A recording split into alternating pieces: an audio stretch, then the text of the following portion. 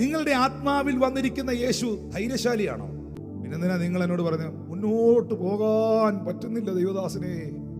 നിങ്ങളുടെ ആത്മാവിൽ വന്നിരിക്കുന്ന യേശു ശക്തനാണെങ്കിൽ, നിങ്ങളുടെ ആത്മാവിൽ വന്നിരിക്കുന്ന യേശു സമാധാനമാണെങ്കിൽ, നിങ്ങളുടെ ആത്മാവിൽ വന്നിരിക്കുന്ന യേശു സൗഖ്യദായകനാണെങ്കിൽ നിങ്ങളത് വിശ്വസിക്കുക. എന്നിട്ട് ഇങ്ങനെ പ്രാർത്ഥിക്കുക: എന്റെ ആത്മാവിൽ വന്നിരിക്കുന്ന കർത്താവേ, എന്റെ ജീവനിൽ വന്നിരിക്കുന്ന യേശുവേ, അങ്ങയിലുള്ള സമാധാനത്തെ എന്റെ ചിന്താമണ്ഡലങ്ങളിലേക്ക് ഞാൻ റിലീസ് ചെയ്യുന്നു. അങ്ങയിലുള്ള സൗഖ്യത്തെ എന്റെ ശരീരത്തിൽ ഞാൻ എവിടെ രോഗം അനുഭവിക്കുന്നോ അവിടേക്ക് ഞാൻ റിലീസ് ചെയ്യുകയാണ്. എന്റെ ആത്മാവ് ശുഭമായിരിക്കുന്നത് പോലെ എന്റെ ശരീരവും എന്റെ മനസ്സും സകലത്തിലും ശുഭമായും സുഖമായും തീരട്ടെ. ഹല്ലേലൂയ.